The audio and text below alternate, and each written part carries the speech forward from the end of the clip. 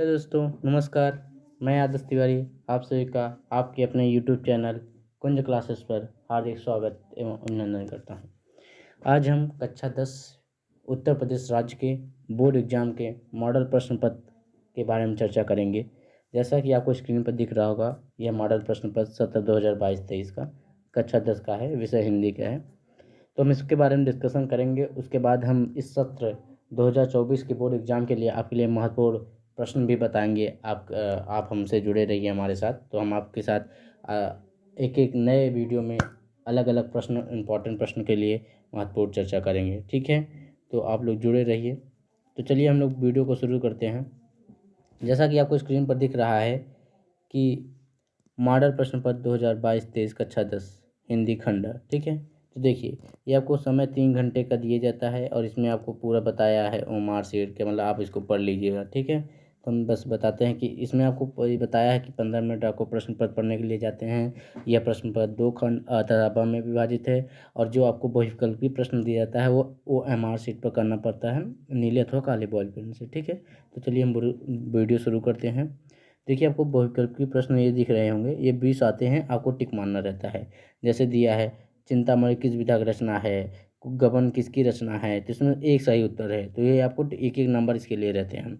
शुक्ल युग की समय अवधि क्या है, तो ये है। ठीक है, तो देखिए आपको 20 क्वेश्चन इसके मिलेंगे। उसके बाद आपको दूसरा खंड ब में आपको मिलेगा क्वेश्चन, ये खंड ब है।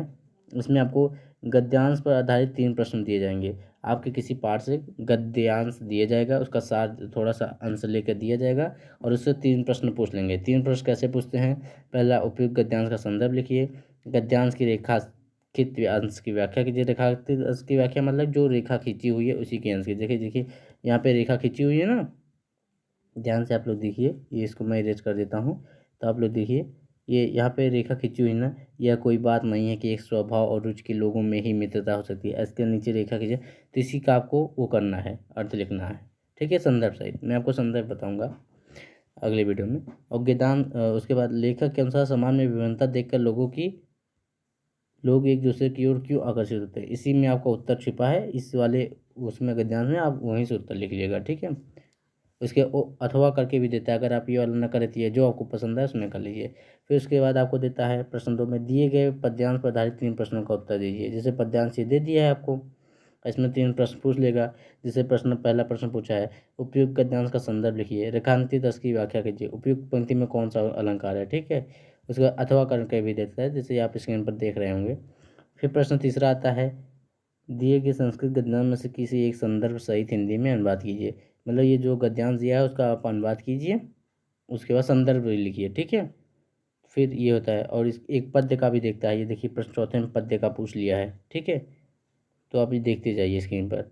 उसके बाद 5वां प्रश्न, आपके पठित खंड का के आधार पर निम्नलिखित प्रश्नों में से किसी एक का उत्तर दीजिए।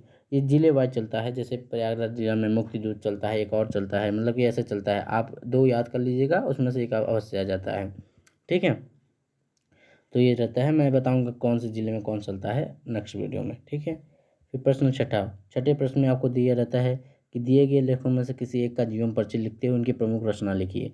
तो आप उनका पहले जीवन परिचय लिखेंगे, उनकी प्रमुख रचना लिखेंगे। तो ये भी मैं आपको बाद में बताऊंगा कैसे क्या लिखा जाता है। ठीक है, अभी सिर्फ आप पेपर देख लीजिए कैसे आता है। ये 5 नंबर का आता है। फिर दिए गए कवियों में से किसी एक का जीवन परिचय लिखिए, ये भी आपको मैं बताऊँगा कितने का आता है। ठीक है, फिर अपने पाठ्य पुस्तक से कंठस्थ कोई एक श्लोक आता है, ये भी आपका अच्छा नंबर 3 नंबर का आता है। फिर 2 प्रश्नों का उत्तर दीजिए, ये संस्कृत वाले का भाग से आता है। फिर किसी एक विषय पर निबंध, ये 9 नंबर का आता है। ठीक है, तो आप लोग जो है ये पेपर का मॉडल पेपर समझ गए होंगे।